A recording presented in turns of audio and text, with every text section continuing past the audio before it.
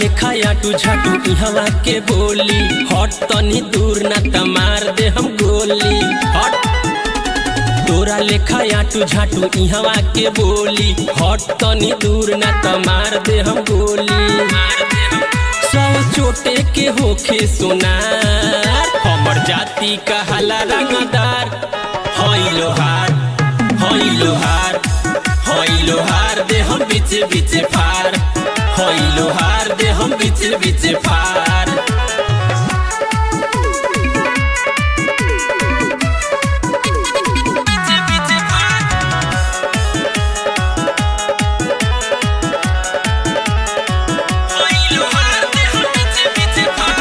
केहू नहीं बोली एजा हमसे अकड़ के टांग धके फाड़ देब सीधे पकड़ के ले बेटा। केहू नहीं बोली एजा हमसे अकड़ के टांग धके फाड़ दे हम सीधे पकड़ के। हम जाने ला यूपी बिहार हमर जाति कहाला रंगदार हई लोहार हई लोहार हई लोहार दे हम बीचे बीचे फार हई लोहार दे हम बीचे बीचे फार। बीचे बीचे फार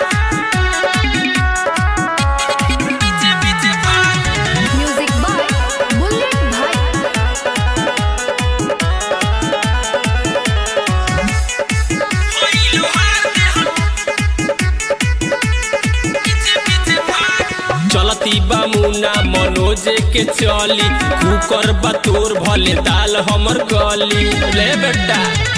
चलती बा मुना मनोज के चली कुकर बतोर भले दाल हमर गली। हमनी पैदा करिले हथियार हमर जाति कहाला रंगदार हई लोहार हई लोहार हई लोहार दे हम बीचे बीचे फार हई लोहार दे हम बीचे बीचे फार।